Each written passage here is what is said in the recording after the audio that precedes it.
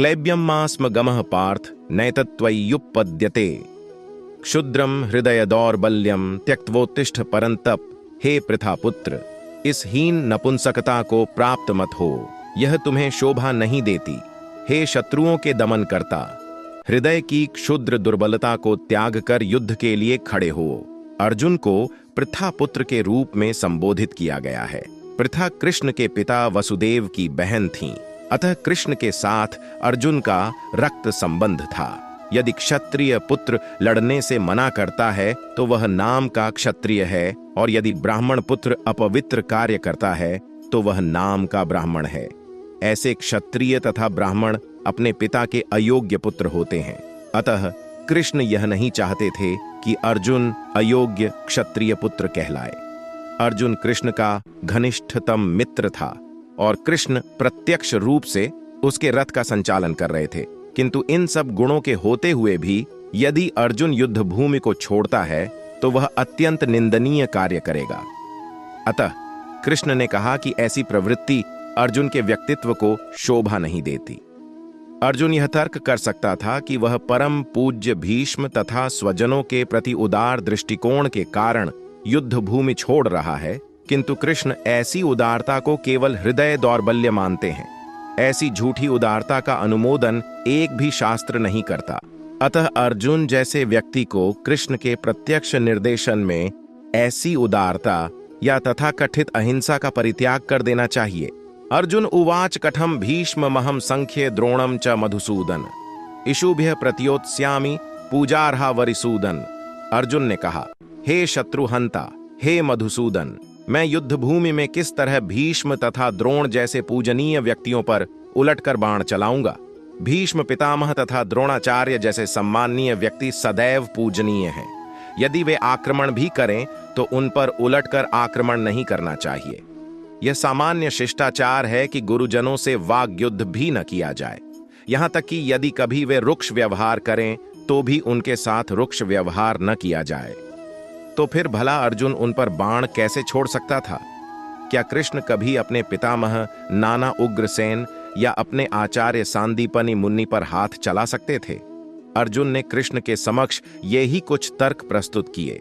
न चैतद्विद्यः कतरन्नो गरीयो यद्वा जयेम यदि वा नो जयेयुः यानेव हत्वा न जिजीविषाम स्तेव स्थिता प्रमुख धार्त राष्ट्रा। हम यह भी नहीं जानते कि हमारे लिए क्या श्रेष्ठ है, उनको जीतना या उनके द्वारा जीते जाना। यदि हम धृतराष्ट्र के पुत्रों का वध कर देते हैं तो हमें जीवित रहने की आवश्यकता नहीं है। फिर भी वे युद्ध भूमि में हमारे समक्ष खड़े हैं। अर्जुन की समझ में यह नहीं आ रहा था कि वह क्या करे। युद्ध करे और अनावश्यक रक्तपात का कारण बने। यद्यपि क्षत्रिय होने के नाते युद्ध करना उसका धर्म है, या फिर वह युद्ध से विमुख होकर भीख मांगकर जीवन यापन करे। यदि वह शत्रु को जीतता नहीं तो जीविका का एकमात्र साधन भिक्षा ही रह जाता है। फिर जीत भी तो निश्चित नहीं है, क्योंकि कोई भी पक्ष विजयी हो सकता है। यदि उसकी विजय हो भी जाए क्योंकि उसका पक्ष न्याय पर है, तो भी यदि धृतराष्ट्र के पुत्र मरते हैं तो उनके बिना रह पाना अत्यंत कठिन हो जाएगा। उस दशा में यह उसकी दूसरे प्रकार की हार होगी। अर्जुन द्वारा व्यक्त इस प्रकार के ये विचार सिद्ध करते हैं कि वह न केवल भगवान का महान भक्त था, अपितु वह अत्यधिक प्रबुद्ध और अपने मन तथा इंद्रियों पर पूर्ण नियंत्रण रखने वाला था। राज परिवार में जन्म लेकर भी भिक्षा द्वारा जीवित रहने की इच्छा उसकी विरक्ति का दूसरा लक्षण है। ये सारे गुण तथा अपने आध्यात्मिक गुरु श्री कृष्ण के उपदेशों में उसकी श्रद्धा, ये सब मिलकर सूचित करते हैं कि वह सचमुच पुण्यात्मा था। इस तरह यह निष्कर्ष निकला कि अर्जुन मुक्ति के सर्वथा योग्य था।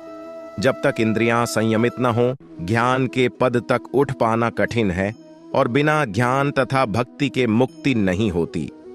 अर्जुन अपने भौतिक गुणों के अतिरिक्त इन समस्त दैवीय गुणों में भी दक्ष था। कार्पण्य दोषोपहत स्वभावः पृच्छामि त्वाम धर्म सम्मूढ़ चेता यच्छ्रेयः स्यान्निश्चितम् ब्रूहि तन्मय शिष्यस्ते हम शादिमाम त्वाम प्रपन्नम। अब मैं अपनी कृपण दुर्बलता के कारण अपना कर्तव्य भूल गया हूं और सारा धैर्य खो चुका हूं। ऐसी अवस्था में मैं आपसे पूछ रहा हूं कि जो मेरे लिए श्रेयस्कर हो उसे निश्चित रूप से बताएं। अब मैं आपका शिष्य हूं और आपका शरणागत हूं। कृपया मुझे उपदेश दें। यह प्राकृतिक नियम है कि भौतिक कार्यकलाप की प्रणाली ही हर एक के लिए चिंता का कारण है। पग पग पर उलझन मिलती है, अतः प्रामाणिक गुरु के पास जाना आवश्यक है, जो जीवन के उद्देश्य को पूरा करने के लिए समुचित पथ निर्देश दे सके। समग्र वैदिक ग्रंथ हमें यह उपदेश देते हैं कि जीवन की अनचाही उलझनों से मुक्त होने के लिए प्रामाणिक गुरु के पास जाना चाहिए। ये उलझनें उस दवाग्नि के समान हैं जो किसी के द्वारा लगाए बिना भभक उठती हैं। इसी प्रकार विश्व की स्थिति ऐसी है कि बिना चाहे जीवन की उलझनें स्वतः उत्पन्न हो जाती हैं। कोई नहीं चाहता कि आग लगे, किंतु फिर भी वह लगती है और हम अत्यधिक व्याकुल हो उठते हैं।